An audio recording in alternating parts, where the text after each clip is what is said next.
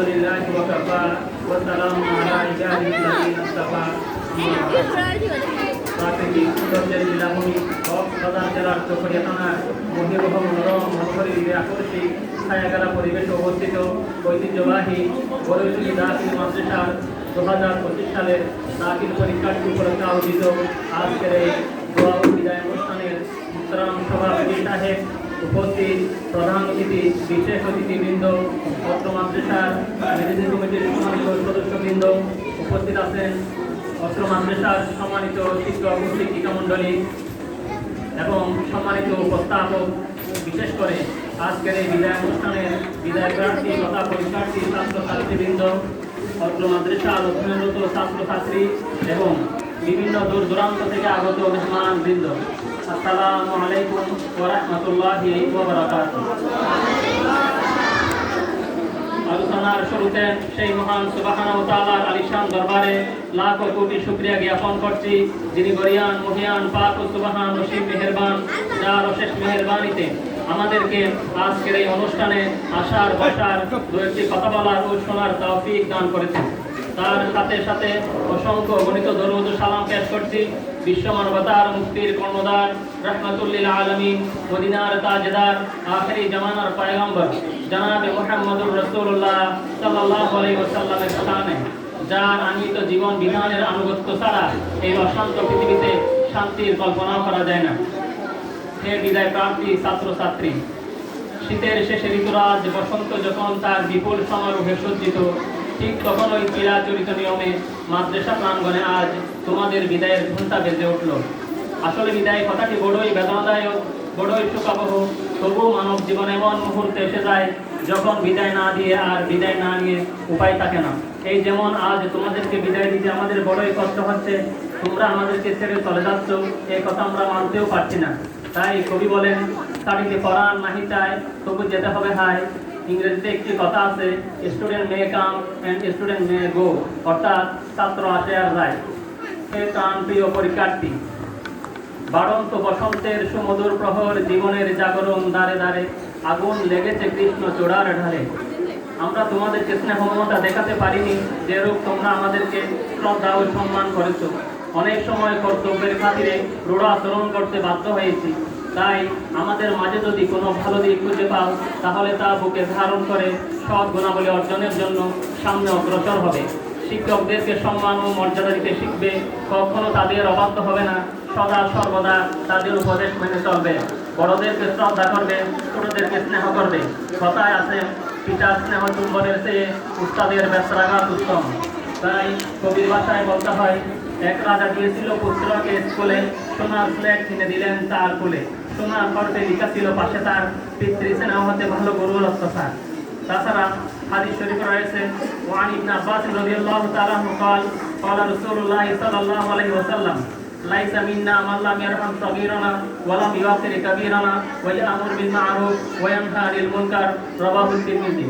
হযরত আব্দুল্লাহ ইবনে আব্বাস রাদিয়াল্লাহু তাআলা থেকে বর্ণিত, তিনি বলেন, রাসূল পাক সাল্লাল্লাহু আলাইহি ওয়াসাল্লাম ইরশাদ করেছেন, যে ব্যক্তি আমাদের ছোটদের প্রতি স্নেহ করে না, বড়দেরকে সম্মান করে না, সৎ কাজের আদেশ দেয় না এবং অসৎ কাজের নিষেধ করে না, সে আমাদের দলভুক্ত নয়।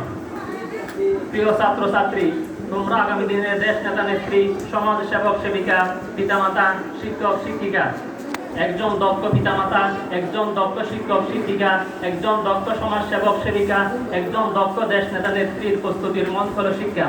আমরা তোমাদের জন্য দোয়া করি যেন তোমরা শিক্ষার সুন্দর আলোয় উদ্ভাসিত হয়ে প্রতিষ্ঠানকে ধন্য করতে পারো। আমরা যেন তোমাদের জন্য গর্ব করতে পারি, জাতি যেন শির উচ্চ করে বলতে পারে, তোমরা তার সোনার সন্তান। তোমরা যেন সর্বমহলে সর্বজনে অনুকরণীয় আদর্শ চরিত্রবান হতে পারো। তাই কবি বলেন, when money is lost, nothing is lost. When health is lost, something is lost. But when character is lost, everything is lost. অর্থাৎ টাকা হারালে কিছুই হারায় না, সাহিত্য হারালে কিছুটা হারায়, কিন্তু চরিত্র হারালে সব কিছু হারিয়ে যায়। তাই চরিত্র গঠনের দিকে তোমাদেরকে বিশেষ তৎপর হতে হবে। তাছাড়া লেখাপড়ার সাথে সাথে তোমাদেরকে বিনয়, নম্রতা, শিষ্টাচারিতা, সত্যবাদিতা, কর্তব্য পরায়ণতা ইত্যাদি সব গুণের অধিকারী হওয়া তোমাদের একান্ত কর্তব্য। যেহেতু কবি বলেন, যখন তুমি এসেছিলে ভোরে, কেঁদেছিলে তুমি, হেসেছিল সবে, এমন জীবন তুমি করিবে গঠন, মরণে হাসিবে তুমি, কাঁদিবে ভুবন।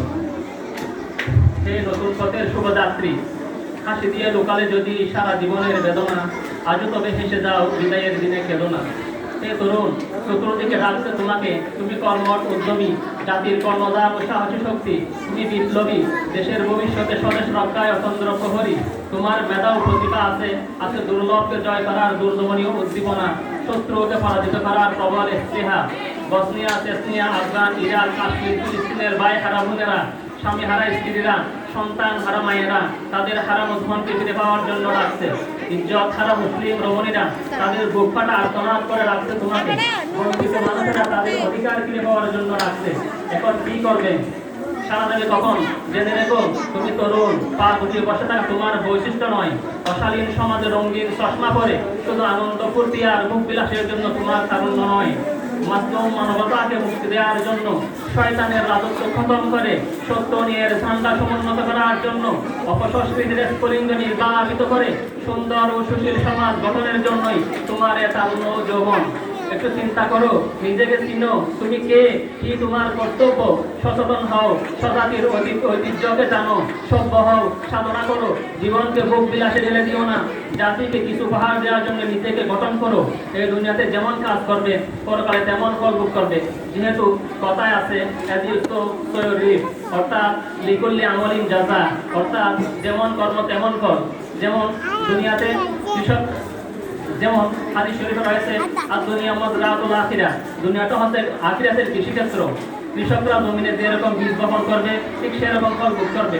আমরাও যদি এই দুনিয়াতে সৎ কাজ করি, পূর্ণ কাজ করি, ন্যায় কাজ করি, ভালো কাজ করি, তাহলে তার প্রতিদান হিসাবে জান্নাত পাবো। পক্ষান্তরে যদি আমরা খারাপ কাজ করি, মন্দ কাজ করি, অসৎ কাজ করি, গুনাহের কাজ করি, তাহলে তার শাস্তি হিসাবে জাহান্নাম পাবো। যেহেতু পবিত্র কোরআন আল্লাহ তাআলা ইরশাদ করেছেন, ওয়ামান ইয়ামাল মিসকালা যাররাতিন খায়রান ইয়ারা ওয়ামান ইয়ামাল মিসকালা যাররাতিন শাররান ইয়ারা। যদি কেউ অনুপরিমাণ পূর্ণ কাজ করে সে তা দেখতে পাবে, আর যদি কেউ অনুপরিমাণ খারাপ কাজ করে সে তা দেখতে পাবে, অর্থাৎ তার শাস্তি ভোগ করবে। সে অনুজ বিশ্ব আজ অঙ্গীকর্ব, মুসলিম বিশ্ব হাহাকার, আফগান, ইরাক, ফিলিস্তিন, ইহুদি নাসরানের হাতে লুণ্ঠিত মুসলমানদের এক দুর্দিনে কেউ আসছে না এগিয়ে। এর জন্য আমরা মুসলমানরাই দায়ী, কারণ কোরআন সুন্নাহ থেকে আমরা অনেক দূরে চলে গেছি। তাই মহান আল্লাহ তাআলা আমাদের উপর বেদিনদের দ্বারা শাস্তি দিচ্ছেন। যদি আমরা ইলমে দ্বীনের অনুসারী হতাম তাহলে আমাদের এক পরিণতি হতো না। মুসলিম জাতি তাদের ভুলে আজ তাদের ঐতিহ্য হারিয়ে অসহায় কালাতিবাদ করছে। তাদের অবস্থা কত ছিন্ন পালের মতো, তারা গতিহারা, তাদের ধর্মহীনতা, নীতিহীনতা, বিশ্বাসহীনতা গ্রাস করেছে মানুষের মূল্যবোধকে। এদের আর্থিক, সামাজিক ও অর্থনৈতিক অগ্রতা ছাড়া আজ দেওয়া হতো তার দিকে মুসলমানদের অগ্রণী শত্রু, তাদের উপর তারা অত্যাচারের স্টিমুলা নির্বিচারে বিশ্বের আনাচে কানাচে মুসলমানদেরকে হত্যা করা হচ্ছে। যদি আমরা ইসলামের পূর্বপুরুষদের অনুসারী হয়ে রাসূল সাল্লাল্লাহু আলাইহি ওয়াসাল্লামের প্রদর্শিত বিধানকে বাস্তবায়ন করার জন্য সামনে এগিয়ে যাই, তাহলে বিশ্বের দরবারে পুনরায় মাথা উঁচু করে দাঁড়াতে পারবো ইনশাআল্লাহ।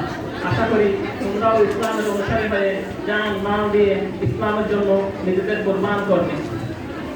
পরিশেষে যে উদ্দেশ্যে আজ তোমাদের জন্য এই আয়োজন, সে পরীক্ষায় যেন তোমরা সফলতার সাথে উত্তীর্ণ হয়ে কৃতিত্ব অর্জন করে মাদ্রাসার ঐতিহ্য অক্ষুণ্ণ রেখে মর্যাদার পথকে আরো বেগবান করতে পারো, সেই আশাবাদ ব্যক্ত করে এবং তোমাদের উজ্জ্বল সোনালী ভবিষ্যৎ কামনা করে বিদায় নিচ্ছি। হাযা মা ইনদি ওয়াল ইলমু ইনদাল্লাহ ওয়া মা তাওফীকি ইল্লা বিল্লাহ। আসসালামু আলাইকুম ওয়া রাহমাতুল্লাহ।